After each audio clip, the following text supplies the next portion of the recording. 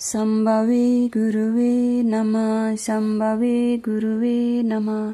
प्रणाम करती हूँ अपने जगत गुरु शिव गुरु माँ भवानी के चरणों में मेरा प्रणाम स्वीकारो। प्रणाम करती हूँ साहब दीदी के चरणों में मेरा प्रणाम स्वीकारो। प्रणाम करती हूँ आप सभी गुरु भाई बहनों के चरणों में मेरा प्रणाम स्वीकारो। आप सभी का बहुत बहुत धन्यवाद करती हूँ। वीडियो को लाइक शेयर जरूर कीजिएगा और चैनल को सब्सक्राइब कीजिएगा। आप सभी का बहुत बहुत धन्यवाद। सभी को मेरा प्रणाम और पूरा सुनिएगा। महादेव सब पे दया करेंगे। आगे सुनते हैं। पुस्तक अन्न मिलाकर पेज नंबर 145 से।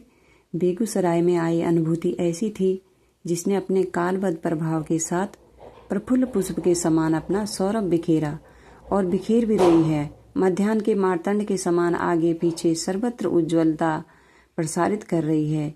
इन्हीं अनुभूतियों के आलोक में गुरु शिव की यथार्थ सत्ता से अवगत कराने के निमित्त अंतः प्रेरणा जगी। इस आध्यात्मिक आह्लाद ने अध्यात्म में आई संक्रांति से प्रत्येक व्यक्ति को उसकी जड़ता और अज्ञानता से मुक्त करने की दिशा में मन संकल्पित होता चला गया और लोक मानस में एक नई चेतना का संचार किया। यही चेतना समय सरिता के भाव के साथ साथ घनीभूत होती गई और आगे जाकर एक विशाल जनसमूह का रूप धारण कर लिया। शिव शिष्यता का यह रसायन सैकड़ों लोगों को उनके रोग शोक भय मोह से मुक्त करता हुआ अपने क्षितिज पर फैल रहा है। आवश्यकता है इसे उचित संदर्भ में समझने और समझाने की। यह जीवन के पटल पर समानता का मंत्र लेकर उद्भूत हुआ है। सदियां लग जाती है ऐसे किसी विचार के समाजीकरण में जहां हाशिए पर रह रहे लोग किसी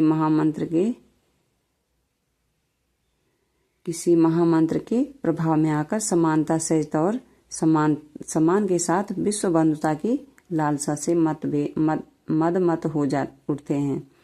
शिव की शिष्यता से हमारा समाज देश अपनी वर्तमान सामाजिक जड़ताओं से निजात पा रहा है, अस्तित्व प्राप्त कर रहा है। वहीं आध्यात्मिकता के सर्वोच्च शिखर पर पुनः शोभायमान हो रहा है।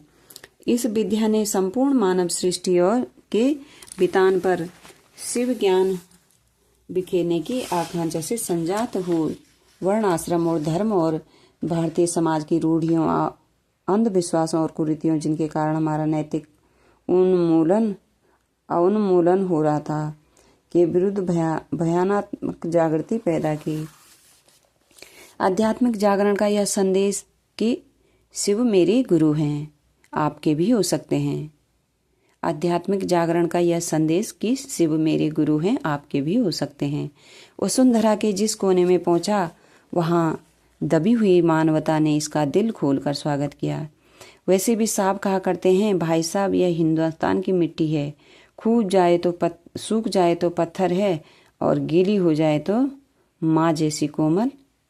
देश की मिट्टी ने इतनी शक्ति और ऊर्जा का संचार किया है कि कल्पित आत्मघाती और कुंठित धारणाएं काल के अंतराल में स्वयंमेव समाप्त होती रही है। जीप मध्यपुरा शहर में प्रवेश कर रही थी। रास्ते में ही हरिंद्रानंद का आवाज था। वे उतर गए। राम नारायण सिन्हा जीप से आगे बढ़ गए। नीलम दीदी के कानों से जब गाड़ी की जानी पहचानी आवाज